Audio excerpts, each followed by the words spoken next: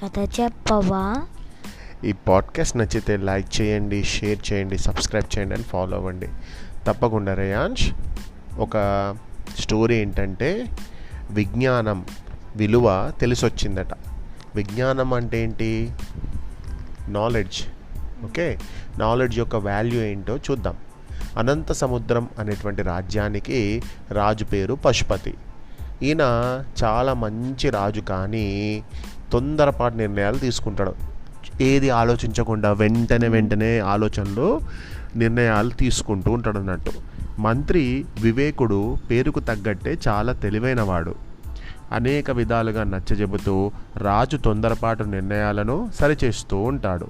ఒకరోజు మారువేషంలో రాజ్యంలో పర్యటిస్తున్నటువంటి రాజు దృష్టి ఒక గ్రంథాలయం పైన పడింది. గ్రంథాలయం అంటే లైబ్రరీ. అనంత సముద్రం రాజ్యానికి ఈ రాజైనటువంటి పశుపతి ఏ పని లేని వారంతా అక్కడ చేరి ఏదో ఒక గొడవలు పెట్టుకుంటున్నాడు కదా, ఇలా సమయం వృధా చేస్తున్నారని భావించాడు. వెంటనే రాజ్యంలోని గ్రంథాలయాలన్నింటినీ కూడా మూసివేయించాడు. అనవసరంగా అక్కడ పోయి అందరు ఏదేదో ముచ్చట్లు పెట్టుకుంటున్నారు. గ్రంథాలయం అంటే ఏంటి? అక్కడ పోయి లైబ్రరీలో చదువుకోవాలి, ఏదైనా బుక్స్ చదువుకోవాలి, మేము చేయాలి. కానీ సైలెంట్గా నాలెడ్జ్ పెంచుకోవడానికి వెళ్ళాలి. కానీ అక్కడ పోయి అందరు కబుర్లు ఆడుకుంటూ కూర్చోవద్దు కదా. ఇలా చేస్తున్నారు, టైం వేస్ట్ చేస్తున్నారు అని చెప్పి అన్ని గ్రంథాలయాలను కూడా క్లోజ్ చేయించిండట. వెంటనే రాజ్యంలోని గ్రంథాలయాలన్నింటినీ మూసివేయించేసరికి వాటిలోని పుస్తకాలన్నింటినీ తగులబెట్టించాడు. ప్రజల ఇళ్లల్లో ఉన్న పుస్తకాలను ప్రభుత్వానికి అప్పజెప్పాలని ఆదేశించాడు రాజు. అలా చేయని వారిని కఠినంగా శిక్షిస్తామని చెప్పడంతో రాజ్యంలో గ్రంథం అనేది లేకుండా పోయింది. ఒక్క బుక్ కూడా కనిపించదు నాకు అని అలా చేసిండట. తొందరపాటు నిర్ణయం. అలా కొంతకాలం గడిచింది. ఓ ఏడాది ఎండాకాలంలో కొత్త వ్యాధి ఒకటి రాజ్యంలో వచ్చింది. జబ్బు చేసిన వారు కొద్ది రోజుల్లోనే మృతి చెందుతున్నారు. వైద్యులు ఎంత ప్రయత్నించినా ప్రాణాలు కాపాడలేకపోతున్నారు. ప్రజలు పిట్టల్లా రాలుతున్నా ఏమీ చేయలేని దైన్య స్థితి రాజుది. ఒకరోజు రాజవైద్యులను పిలిచి, మీరంతా ఈ కొత్త వ్యాధికి మందు ఎందుకు కనిపెట్టలేకపోతున్నారు అని ప్రశ్నించాడు. రాజా, క్షమించాలి, ఇటువంటి కొత్త వ్యాధుల నివారణకు అవసరమైన ఔషధాల తయారీకి సంబంధించిన వివరాలు వైద్య గ్రంథాల్లోనే ఉంటాయి. కానీ మా వద్ద ఉన్న వాటన్నిటినీ మీరు తగలబెట్టించారు, అందుకే ఏమీ చేయలేకపోతున్నాం అని సమాధానం ఇచ్చారు. అంటే మీ అసమర్థతకు కారణం నేనంటారా? ఎంత ధైర్యం! మీ అందరికీ ఉరిశిక్ష విధిస్తున్నా అన్నాడు రాజు.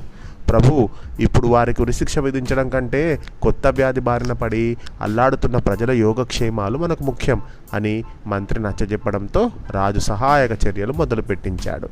ఉన్నట్టుండి ఒకరోజు రాజ్యంలోని మారుమూల గ్రామం రామపురానికి చెందిన ఆనందాచార్య అనేటువంటి ఒక వైద్యుడు కొత్త వ్యాధికి మందు ఇస్తున్నాడని, అది తీసుకున్న వారికి వెంటనే జబ్బు నయం అవుతుందని రాజ్యమంతా ప్రచారం జరిగింది. దాంతో బాధితులంతా ఆనందాచార్య దగ్గరకు వరుస కట్టారు.